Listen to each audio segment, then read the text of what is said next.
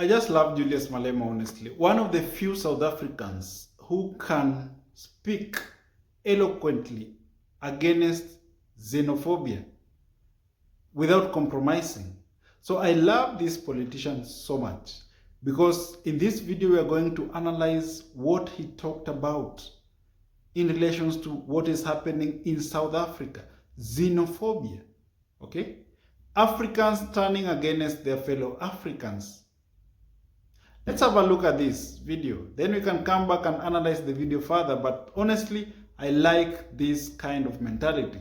It's what we call a pan-Africanist mentality. And I urge all Africans to embrace such mentality. Fewest politicians in Africa can speak eloquently and unequivocal on relations to this matter. I want to speak about the xenophobia and Afrophobia that we have practiced here in South Africa today.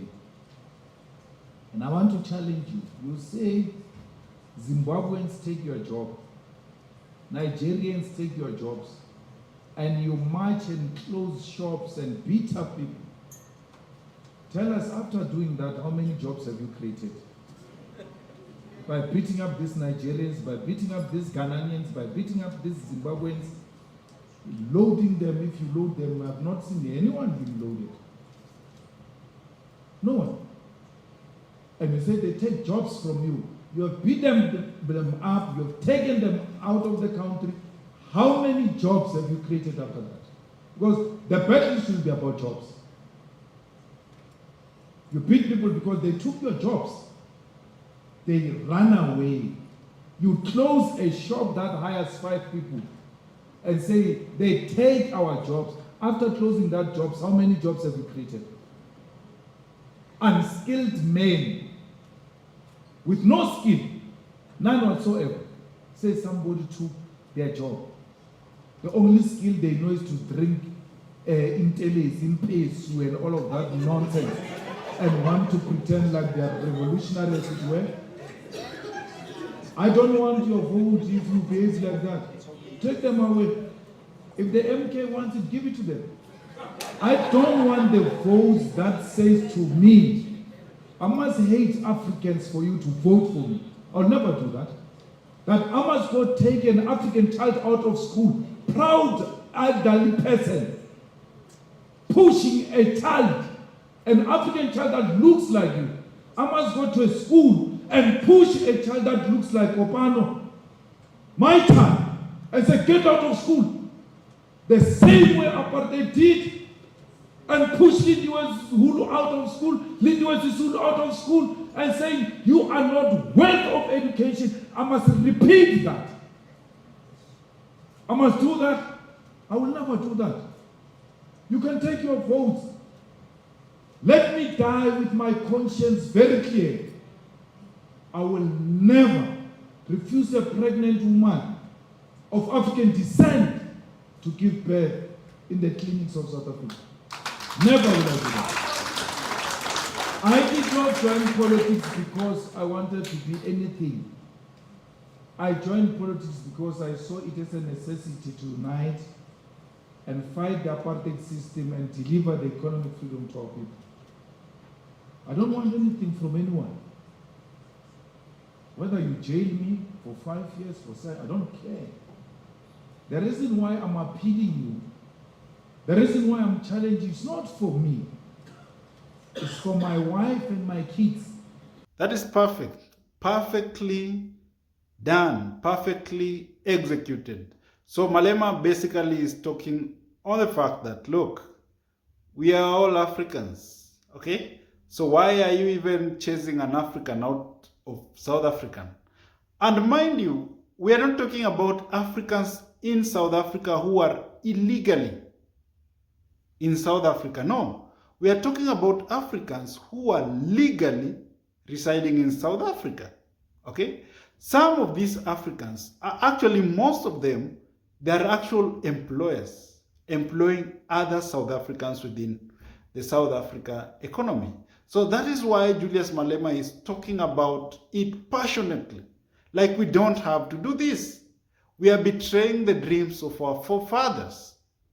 That is some of the things that they were fought for during the apartheid regime in South Africa. That look, Africans should not be segregated.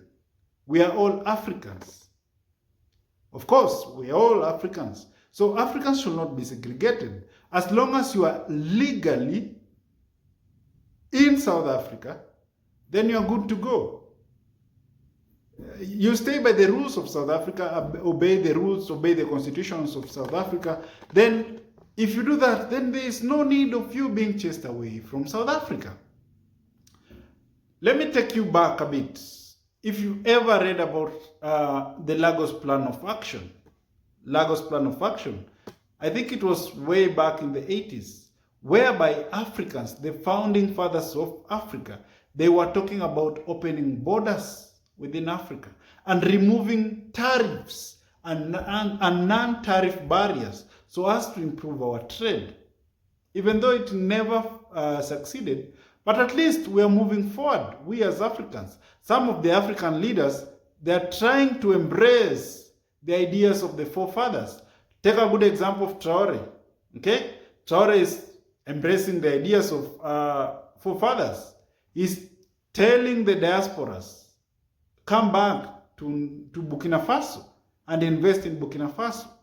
Okay? Take a good example, another example of President John Ramani of Ghana, saying that all Africans, as long as you have a passport, you are free to fly to Ghana and do business.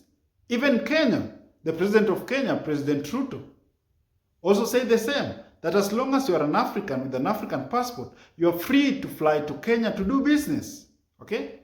Zimbabwe and Botswana, they are doing the same. Bilateral agreement within these countries, that citizens of these countries, they can fly to each other's countries and do business.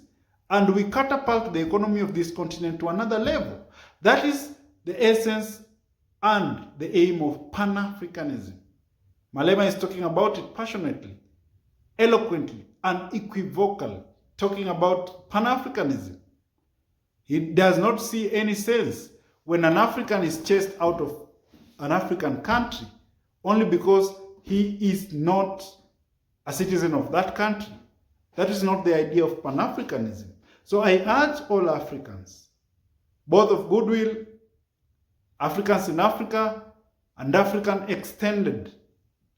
When I talk about African extended, I talk about Africans in the diaspora. Take this one, pass it to your friend, that we have to unite, guys.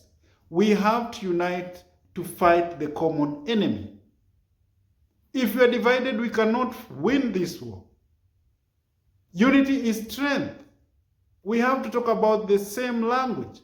We have to do business amongst ourselves. We have to open borders. Okay?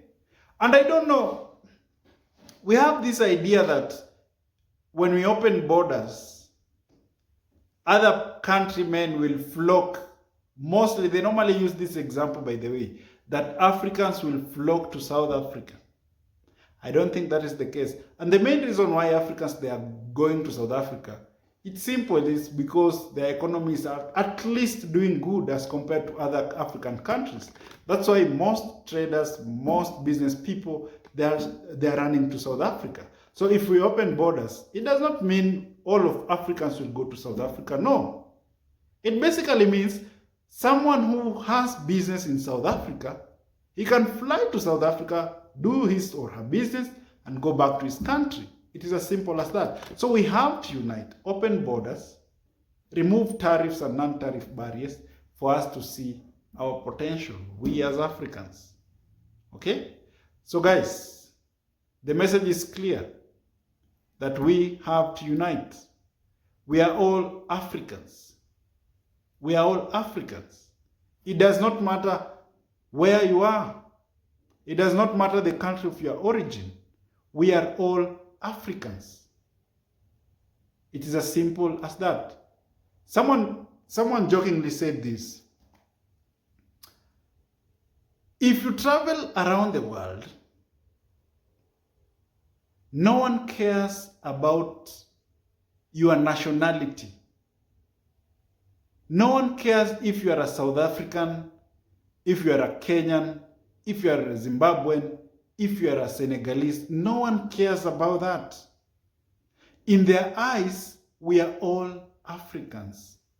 In fact, some of them, they think that Africa is not a continent. Africa is a country. So what does that mean? It means we have to unite. In fact, their thought might be right that we as Africans, the continent should no longer be a continent, it should be a country. Can you even imagine that? That this one is a country called Africa, with one army, with one currency, with one president. Then we'll be a superpower, man. It is as simple as that. And that's why they don't want us to unite. It's as simple as that. All minerals within Africa, it will belong to Africa. One army, one currency, one national anthem, one flag. Africa will dominate the world. It's as simple as that. So thank you for showing up. If it's the first time here, like the video, share it with your friend, and boom, Africa will be great again. See you next time.